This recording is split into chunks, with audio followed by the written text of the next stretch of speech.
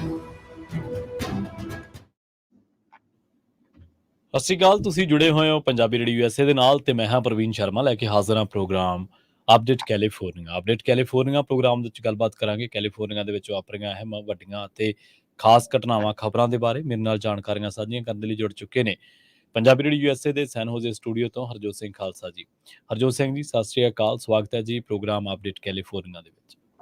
ਸਤਿ ਸ਼੍ਰੀ ਅਕਾਲ, ਧੰਨਵਾਦ ਜੀ ਆਇਆਂ ਨੂੰ। ਪੰਜਾਬੀ ਰੇਡੀਓ USA ਦੇ ਜਿੰਨੇ ਵੀ ਸਰੋਤੇ ਸਾਡੇ ਸਾਰੇ ਹੀ AM ਸਟੇਸ਼ਨਸ, FM ਸਟੇਸ਼ਨਸ, ਘਰਾਂ ਦੇ ਵਿੱਚ ਰੇਡੀਓ ਸੈਟਸ ਦੇ ਰਾਹੀਂ, ਟੈਲੀਫੋਨ ਦੇ ਰਾਹੀਂ, ਫੇਸਬੁੱਕ, YouTube ਤੇ ਲਾਈਵ ਦੇਖ ਰਹੇ ਹੋ, ਸੁਣ ਰਹੇ ਹੋ, ਸਾਰਿਆਂ ਨੂੰ ਜੀ ਆਇਆਂ ਨੂੰ ਤੇ ਬਹੁਤ ਹੀ ਪਿਆਰ ਤੇ ਸਤਿਕਾਰ ਭਰੀ ਸਤਿ ਸ਼੍ਰੀ ਅਕਾਲ। ਸਰੋਤਿਓ, ਅੱਜ ਜੂਨ ਦੀ 16 ਤਰੀਕ ਆ ਤੇ ਦਿਨ ਸ਼ੁੱਕਰਵਾਰ ਆ। ਤੁਹਾਡੇ ਲਈ ਸ਼ਾਮ ਦਾ ਅਪਡੇਟ ਕੈਲੀਫੋਰਨੀਆ ਪ੍ਰੋਗਰਾਮ ਲੈ ਕੇ ਹਾਜ਼ਰ ਹੋਏ ਆ ਜੀ। ਅਪਡੇਟ ਕੈਲੀਫੋਰਨੀਆ ਪ੍ਰੋਗਰਾਮ ਦੇ ਵਿੱਚ ਅੱਗੇ ਵਧਣ ਤੋਂ ਪਹਿਲਾਂ ਦੱਸਦੇ ਚੱਲੀਏ ਕਿ ਪ੍ਰੋਗਰਾਮ ਨੂੰ ਸਪਾਂਸਰ ਕਰਦੇ ਨੇ ਖਾਲਸਾ ਇੰਸ਼ੋਰੈਂਸ ਏਜੰਸੀ ਵਾਲੇ, ਜਿਨ੍ਹਾਂ ਤੋਂ ਤੁਸੀਂ ਹਰ ਤਰੀਕੇ ਦੀ ਇੰਸ਼ੋਰੈਂਸ ਲੈ ਸਕਦੇ ਹੋ। ਪਿਛਲੇ 32 ਸਾਲਾਂ ਤੋਂ ਇੰਸ਼ੋਰੈਂਸ ਦੇ ਵਿੱਚ ਸ਼ਾਨਦਾਰ ਸੇਵਾਵਾਂ ਦੇ ਰਹੇ ਨੇ। ਅਮਰੀਕਾ ਭਰ ਦੇ ਵਿੱਚ ਇਹ ਇੰਸ਼ੋਰੈਂਸ ਕਰਦੇ ਨੇ। ਅੱਜ ਹੀ ਡਾਇਲ ਕਰੋ 408-272-2500। ਟਰਕੀਅਨ ਇਮੀਗ੍ਰੇਸ਼ਨ ਲਾ ਫਰਮ ਵਾਲੇ ਜੇ ਟਰਕੀਅਨ ਅਟਾਰਨੀ ਟਰਕੀਅਨ ਦੇ ਨਾਲ ਤੁਸੀਂ US ਇਮੀਗ੍ਰੇਸ਼ਨ ਬਾਬਤ ਕੋਈ ਵੀ ਸਲਾਹ ਕਰਨੀ ਹੈ, ਕੋਈ ਵੀ ਸਵਾਲ ਪੁੱਛਣਾ ਹੈ ਤੇ ਉਹਨਾਂ ਦਾ ਨੰਬਰ ਹੈ 415-909-0503। Amarjit Singh Fresno, Gurbachan Singh Nagra Sacramento, Pritpal Singh Sidhu Fresno, Tara Singh Saggar Fremont, Harinder Bhin San Jose. ਇਹਨਾਂ ਸਾਰੇ ਹੀ ਸਪਾਂਸਰਸ ਦਾ ਬਹੁਤ ਬਹੁਤ ਧੰਨਵਾਦ। ਤੇ ਜੇਕਰ ਤੁਸੀਂ ਵੀ ਪੰਜਾਬੀ ਰੇਡੀਓ USA ਦੇ ਇਹਨਾਂ ਪ੍ਰੋਗਰਾਮਾਂ ਨੂੰ ਸਪਾਂਸਰ ਕਰਨਾ ਚਾਹੁੰਦੇ ਹੋ ਤਾਂ ਸਟੂਡੀਓ ਦਾ ਨੰਬਰ ਹੈ 408-272-5200। ਖਬਰਾਂ ਦੀ ਸ਼ੁਰੂਆਤ ਕਰੀਏ ਤੇ ਇਸ ਵੇਲੇ ਸਭ ਤੋਂ ਮੰਦਭਾਗੀ ਖਬਰ ਜਿਹੜੀ ਆ ਓਹਾਈਓ ਤੋਂ ਆ ਰਹੀ ਹੈ। ਮੋਨਰੀਓ ਕਾਉਂਟੀ ਤੋਂ ਇੱਕ ਖਬਰ ਆ ਰਹੀ ਹੈ, ਜਿੱਥੇ ਇੱਕ ਪਿਤਾ ਨੇ ਆਪਣੇ 3 ਪੁੱਤਰਾਂ ਦਾ ਗੋਲੀ ਮਾਰ ਕੇ ਕਤਲ ਕਰ ਦਿੱਤਾ, ਜਿਨ੍ਹਾਂ ਦੀ ਉਮਰ 3 ਸਾਲ, 4 ਸਾਲ ਤੇ 7 ਸਾਲ ਸੀ।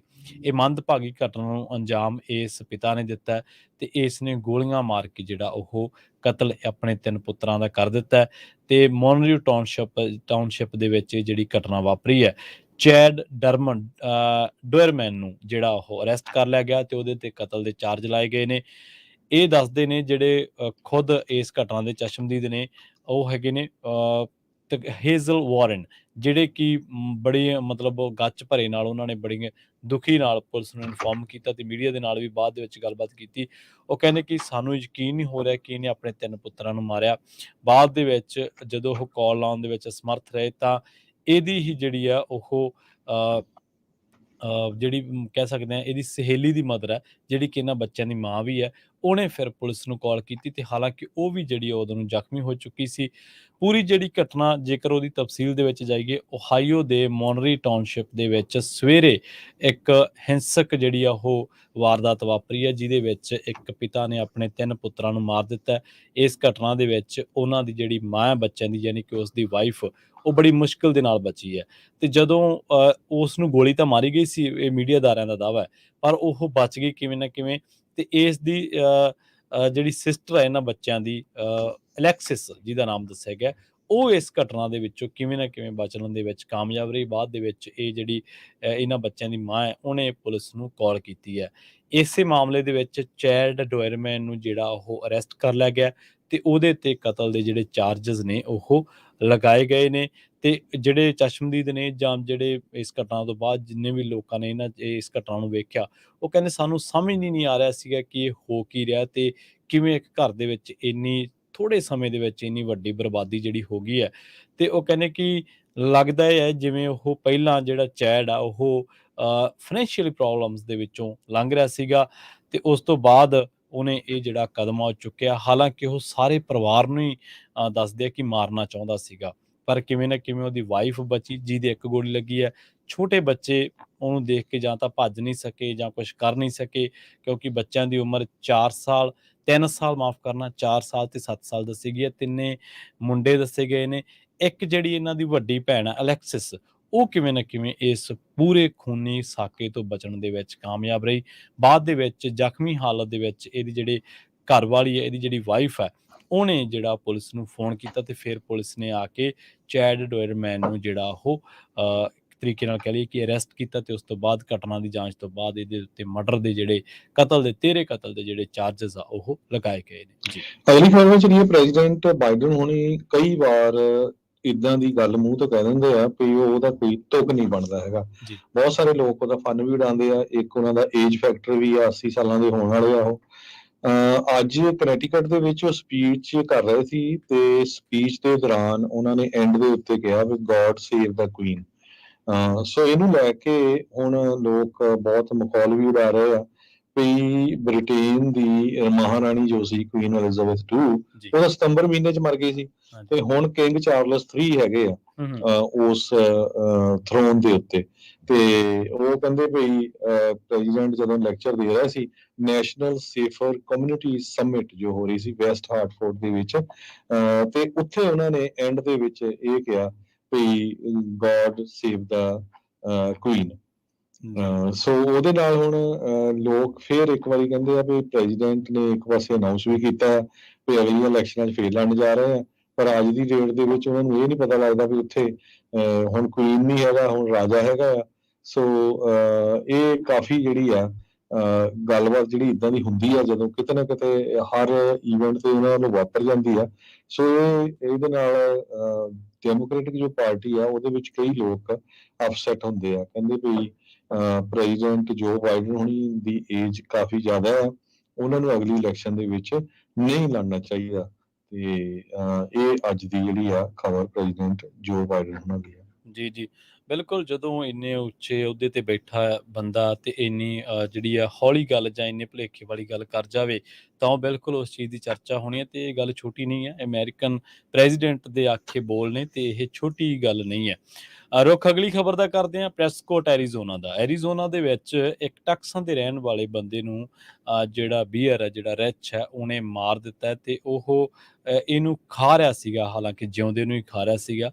ਪਰ ਬਾਅਦ ਦੇ ਵਿੱਚ ਜਿਹੜੀ ਯਵਾਈ ਜਿਹੜੀ ਕਾਉਂਟੀ ਦੇ ਸ਼ੈਰਿਫ ਆ ਉਹਨਾਂ ਨੇ ਇਸ ਗੱਲ ਦੀ ਜਾਣਕਾਰੀ ਦਿੱਤੀ ਹੈ ਕਿ 66 ਸਾਲਾ ਸਟੀਵਨ ਜੈਕਸਨ ਉਹ ਕੌਫੀ ਪੀ ਰਿਹਾ ਸੀਗਾ ਇੱਕ ਗਰੂਮ ਕ੍ਰੀਕ ਏਰੀਆ ਦੇ ਵਿੱਚ। ਸਵੇਰ ਦੀ ਗੱਲ ਹੈ ਜਦੋਂ ਇੱਕ ਬਲੈਕ ਬੀਅਰ ਨੇ, ਕਾਲੇ ਰਿੱਛ ਨੇ ਉਹਦੇ ਤੇ ਅਟੈਕ ਕੀਤਾ ਤੇ ਉਹਨੂੰ ਖਾਣਾ ਸ਼ੁਰੂ ਕਰ ਦਿੱਤਾ।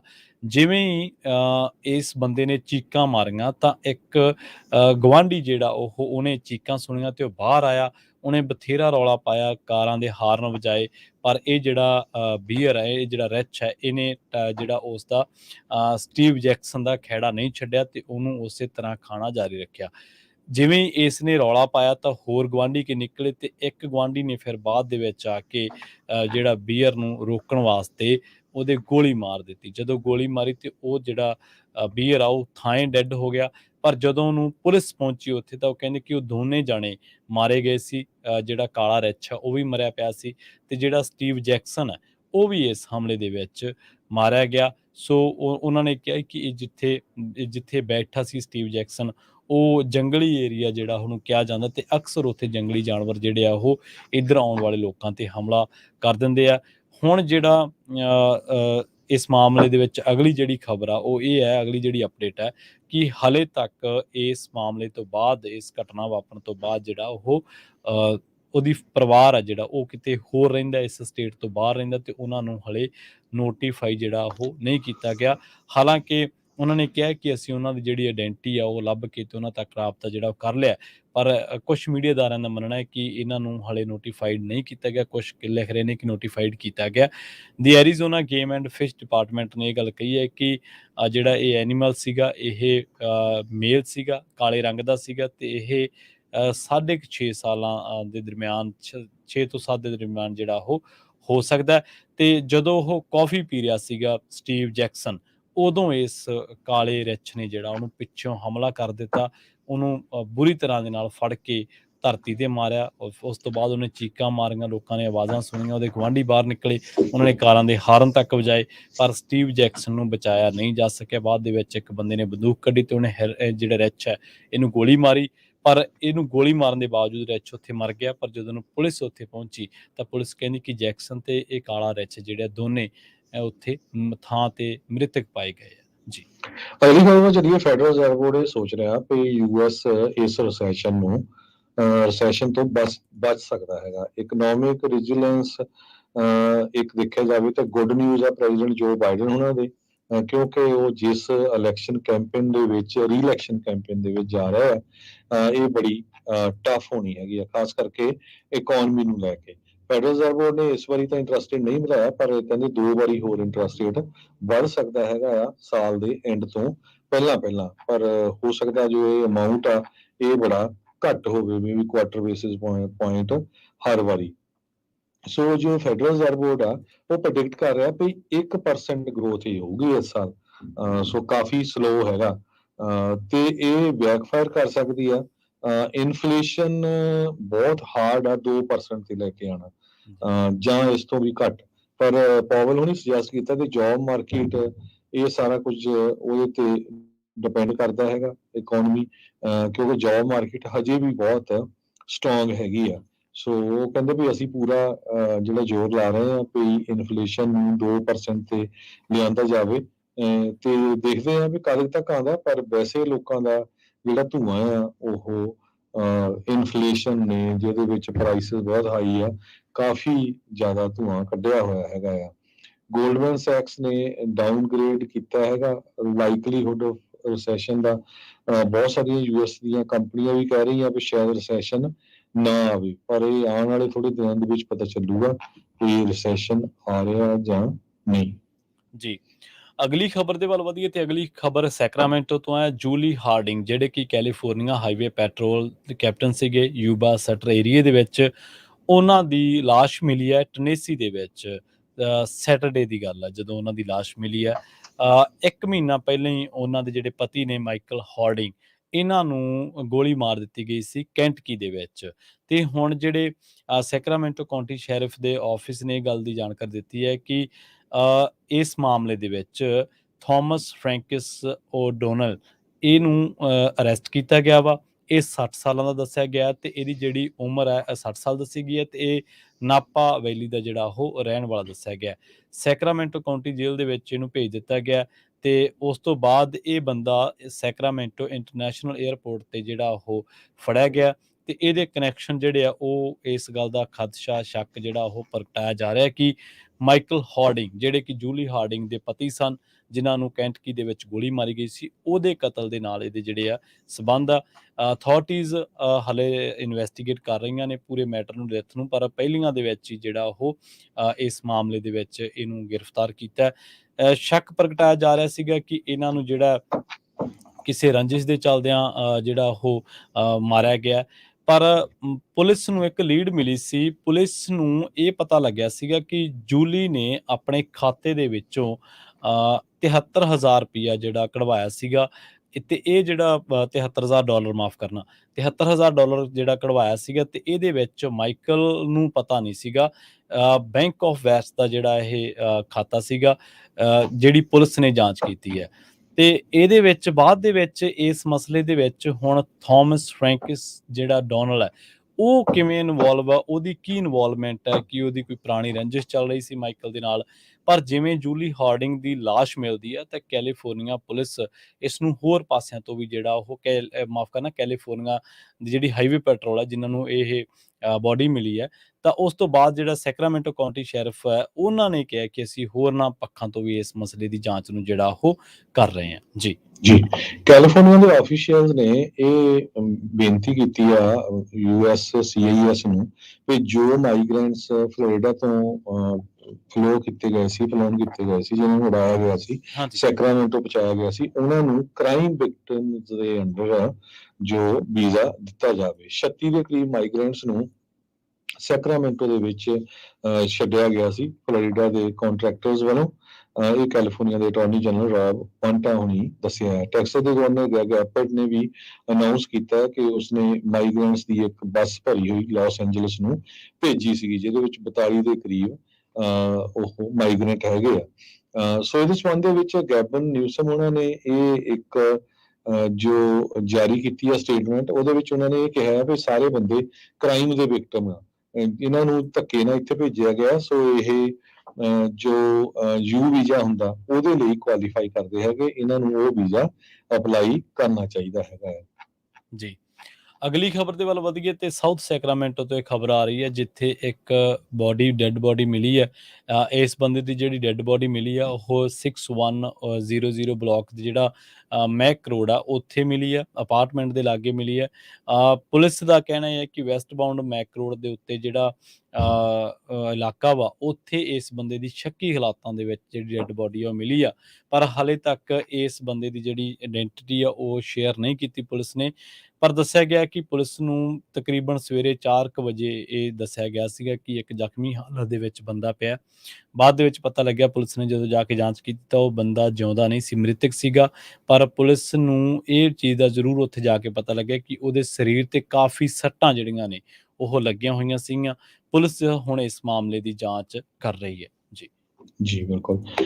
ਅਗਲੀ ਖਬਰ ਚਲੀਏ, ਸੈਨ ਫਰਾਂਸਿਸਕੋ ਤੋਂ ਆ ਰਹੀ ਹੈ, ਜਿੱਥੇ ਫੈਡਰਲ ਗਵਰਨਮੈਂਟ ਕਹਿ ਰਹੀ ਹੈ ਕਿ ਅਸੀਂ ਸੈਨ ਫਰਾਂਸਿਸਕੋ ਨੂੰ ਫੈਂਟਲਿਨ ਕ੍ਰਾਈਸਿਸ ਤੋਂ ਬਚਣ ਦੇ ਲਈ ਹੈਲਪ ਕਰਨ ਜਾ ਰਹੇ ਹੈਗੇ ਆ। ਨੈਂਸੀ ਪਲੋਸੀ ਉਹਨਾਂ ਨੇ ਫਰਾਈਡੇ ਅਨਾਉਂਸ ਕੀਤਾ ਸੀ ਕਿ ਡਿਪਾਰਟਮੈਂਟ ਆਫ ਜਸਟਿਸ ਨੇ ਸੈਨ ਫਰਾਂਸਿਸਕੋ ਦਾ ਜੋ ਆਪਰੇਸ਼ਨ ਓਵਰਡਰਾਈਵ ਪ੍ਰੋਗਰਾਮ ਆ ਉਹਦੇ ਵਿੱਚ ਹੈਲਪ ਕਰਨ ਜਾ ਰਹੇ ਹੈਗੇ ਆ। ਕਹਿੰਦੇ ਵੀ ਮੈਂ ਬਹੁਤ ਖੁਸ਼ ਹਾਂ ਵੀ ਬਾਈਡਨ ਐਡਮਿਨਿਸਟ੍ਰੇਸ਼ਨ ਇਹਦੇ ਵਿੱਚ ਹਿੱਸਾ ਲੈ ਰਿਹਾ ਹੈਗਾ ਆ।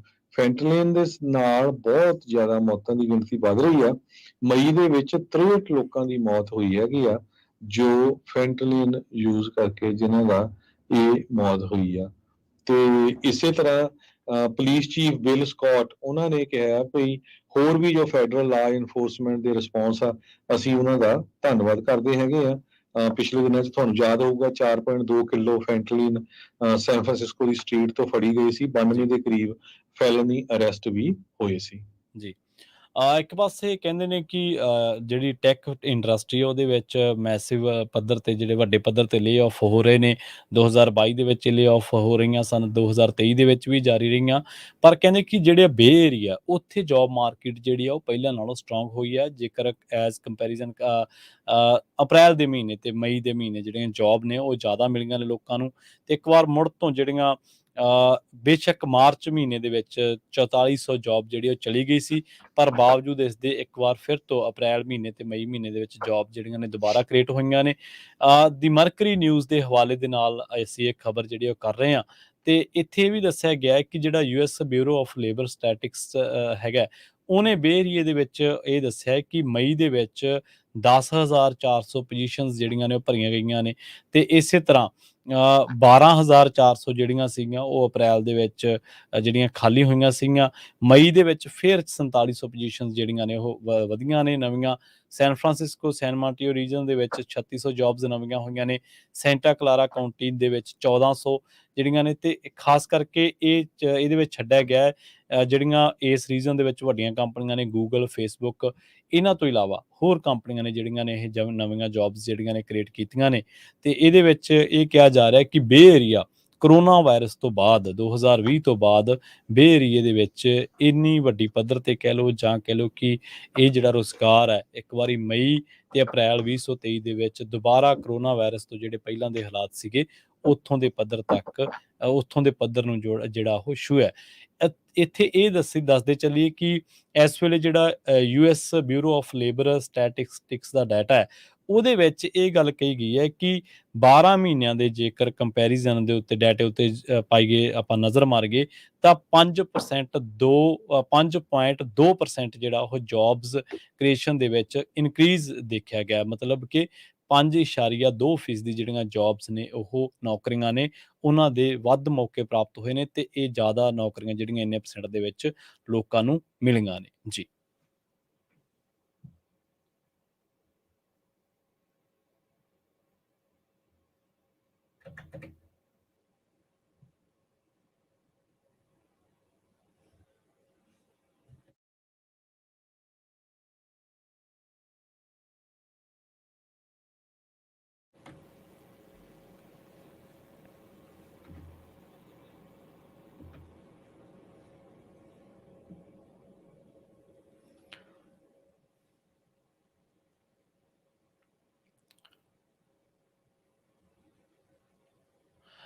ਹਰਜੋਤ ਸਿੰਘ ਜੀ ਮਾਫ ਕਰਨਾ, ਤੁਹਾਡੀ ਆਵਾਜ਼ ਜਿਹੜੀ ਆ ਉਹ ਸਾਡੇ ਤੱਕ ਪਹੁੰਚ ਨਹੀਂ। ਹਾਂਜੀ ਹਾਂਜੀ ਜੀ ਸੋ ਅਗਲੀ ਖਬਰ ਸਾਂਝੀ ਕਰਦੇ ਜਾਈਏ ਵੀ ਬੇ ਏਰੀਏ ਦੇ ਵਿੱਚ ਇੱਕ ਰਿੰਗ ਨੂੰ ਅਰੈਸਟ ਕੀਤਾ ਗਿਆ ਹੈ। ਰਿੰਗ ਬਸਟ ਹੋਇਆ ਫਰੀਮੌਂਟ ਦੀ ਪੁਲਿਸ ਡਿਪਾਰਟਮੈਂਟ ਵੱਲੋਂ, ਜੀ ਜਿਹਦੇ ਵਿੱਚ ਉਹਨਾਂ ਨੇ ਇਹ ਕਿਹਾ ਵੀ 240 ਦੇ ਕਰੀਬ ਚੋਰੀ ਕੀਤੇ ਹੋਏ ਕੈਟਾਲਿਕ ਕਨਵਰਟਰਸ ਉਹ ਫੜੇ ਗਏ ਆ, ਜੋ $2,60,000 ਦੇ ਕਰੀਬ ਬਣਦੇ ਹੈਗੇ ਆ। Alameda county regional auto theft task force ਨੇ ਇਹ ਲੋਕਲ ਜੋ ਪੁਲਿਸ ਆ ਉਹਦੇ ਨਾਲ ਰਲ ਕੇ ਸਾਰੇ ਲੋਕਾਂ ਨੂੰ ਅਰੈਸਟ ਕੀਤਾ ਹੈ। ਇਨਵੈਸਟੀਗੇਸ਼ਨ ਕਾਫੀ ਲੰਮੀ ਚੱਲੀ ਆ, 2022 ਦੇ ਮਿਡ ਵਿੱਚ ਇਹ ਸ਼ੁਰੂ ਹੋਈ ਸੀ ਤੇ ਫਾਈਨਲੀ ਜਾ ਕੇ ਇਹਨਾਂ ਨੇ ਓਕਲੈਂਡ 'ਚ 2 ਲੋਕੇਸ਼ਨਾਂ 'ਚੋਂ ਜਿੱਥੇ ਚੋਰੀ ਕੀਤੇ ਹੋਏ ਕੈਟਾਲਿਟਿਕ ਕਨਵਰਟਰ ਰੱਖੇ ਹੋਏ ਸੀ, ਆਲੇ ਦੁਆਲੇ ਫੈਂਸ ਲੱਗੀ ਹੋਈ ਸੀ, ਉੱਥੋਂ ਇਹਨਾਂ ਨੇ ਸਾਰਿਆਂ ਨੂੰ ਫੜਿਆ ਹੈਗਾ ਆ। ਜੀ ਤੇ ਸਮਾਂ ਆਪਣਾ ਆਪਾਂ ਜਾਂਦੇ ਜਾਂਦੇ ਸਟਾਕ ਮਾਰਕੀਟ ਦੀ ਗੱਲ ਕਰਦੇ ਜਾਈਏ ਜੀ ਜੀ ਤੇ ਅੱਜ ਡਾਓ ਜੋਨ ਇੰਡਸਟਰੀਅਲ ਡਾਊਨ ਗਿਆ 108.94, S&P ਇੰਡੈਕਸ ਵੀ ਡਾਊਨ ਗਿਆ 16.25, ਨੈਸਡੈਕ ਵੀ ਡਾਊਨ ਗਿਆ 93.25 ਦੇ ਕਰੀਬ। ਤੇ ਨਾਲ ਦੀ ਨਾਲ ਜੇ ਕਰੰਸੀ ਦੀ ਗੱਲ ਕਰਦੇ ਜਾਈਏ, $1 ਦੇ ਬਰਾਬਰ ਇੰਡੀਆ ਦੇ 81 ਰੁਪਏ 91 ਪੈਸੇ, $1 ਦੇ ਬਰਾਬਰ ਕੈਨੇਡਾ ਦੇ $1.32, $1 ਦੇ ਬਰਾਬਰ ਪਾਕਿਸਤਾਨ ਦੇ 287 ਰੁਪਏ ਤੇ 42 ਪੈਸੇ ਰਹੇ। ਜੀ ਜੀ ਤੇ ਜਾਂਦੇ ਜਾਂਦੇ ਪੰਜਾਬੀ ਰੇਡੀਓ USA ਤੇ ਪੰਜਾਬੀ ਕਲਚਰਲ ਐਸੋਸੀਏਸ਼ਨ ਵੱਲੋਂ ਜਿਹੜਾ ਸੱਦਾ ਉਹ ਜ਼ਰੂਰ ਤੁਹਾਨੂੰ ਦਿੰਦੇ ਚਲੇ ਗਏ। ਇੰਡੋ US ਹੈਰੀਟੇਜ ਫ੍ਰੈਜ਼ਨੋ ਜਿਹੜਾ ਉਹ ਪੰਜਾਬੀ ਮਾਂ ਬੋਲੀ ਦੀ ਸਾਂਭ ਸੰਭਾਲ ਤੇ ਨਾਲ ਉਹਦੇ ਤੇ ਵਿਚਾਰ ਚਰਚਾ ਤੇ ਕਵੀ ਦਰਬਾਰ ਹੈ ਜਿਹੜਾ ਉਹ 17 ਜੂਨ ਨੂੰ ਕਰਵਾਇਆ ਜਾ ਰਿਹਾ। ਕੱਲ੍ਹ ਯਾਨੀ ਕਿ ਸ਼ਾਮੀ 4 ਵਜੇ ਤੋਂ ਲੈ ਕੇ ਸ਼ਾਮੀ 7 ਵਜੇ ਤੱਕ ਪੰਜਾਬੀ ਰੇਡੀਓ USA ਦੇ ਸੈਂਟਰ ਜਿਹੜਾ ਉਹ ਪੰਜਾਬੀ ਕਲਚਰ ਐਸੋਸੀਏਸ਼ਨ ਦੇ ਸਹਿਯੋਗ ਦੇ ਨਾਲ ਕਲਚਰਲ ਸੈਂਟਰ ਦੇ ਵਿੱਚ ਪਤਾ ਹੈਗਾ 2125 ਨਾਰਥ ਬਾਰਟਨ ਐਵੀਨਿਊ। ਵੈਸੇ ਤੁਸੀਂ ਸਾਰੇ ਪੰਜਾਬੀ ਰੇਡੀਓ USA ਦੇ ਫ੍ਰੈਜ਼ਨੋ ਸਟੂਡੀਓ ਦਾ ਪਤਾ ਜਾਣਦੇ ਹੀ ਹੋ, ਪਰ ਫਿਰ ਵੀ ਮੈਂ ਇੱਕ ਵਾਰ ਫਿਰ ਜਿਹੜਾ ਉਹ ਦੁਬਾਰਾ ਦੁਹਰਾ ਦਿੰਦਾ 2125 ਨਾਰਥ ਬਾਰਟਨ ਐਵੀਨਿਊ ਫ੍ਰੈਜ਼ਨੋ ਦੇ ਵਿੱਚ। ਤੇ ਪ੍ਰੋਗਰਾਮ ਹੈ ਜੀ ਪੰਜਾਬੀ ਮਾਂ ਬੋਲੀ ਨੂੰ ਪ੍ਰਫੁੱਲਤ ਕਰਨ ਦੇ ਲਈ ਵਿਚਾਰ ਚਰਚਾ ਹੋਊਗੀ, ਪਰਚੇ ਪੜ੍ਹੇ ਜਾਣਗੇ, ਕਵੀ ਦਰਬਾਰ ਹੋਣਾ ਜਿਸ ਦੇ ਵਿੱਚ ਫ੍ਰੈਜ਼ਨੋ ਤੇ ਆਸ-ਪਾਸ ਇਲਾਕੇ ਦੇ ਜਿਹੜੇ ਕਵੀ ਸੱਜਣਾ ਤੇ ਸਾਹਿਤਕਾਰ ਨੇ ਉਹ ਹਿੱਸਾ ਲੈਣਗੇ ਤੇ ਚਾਹ ਪਾਣੀ ਦਾ ਪੂਰਾ ਪ੍ਰਬੰਧ ਹੋਊਗਾ। ਮਾਂ ਬੋਲੀ ਨੂੰ ਪਿਆਰ ਕਰਨ ਵਾਲੇ ਸਮੂਹ ਵਿਅਕਤੀਆਂ ਤੇ ਸੰਸਥਾਵਾਂ ਨੂੰ ਇਸ ਪ੍ਰੋਗਰਾਮ ਦਾ ਹਿੱਸਾ ਬਣਨ ਦੇ ਲਈ ਖੁੱਲ੍ਹਾ ਸੱਦਾ ਜਿਹੜਾ ਉਹ ਦਿੱਤਾ ਜਾਂਦਾ ਹੈ ਜੀ।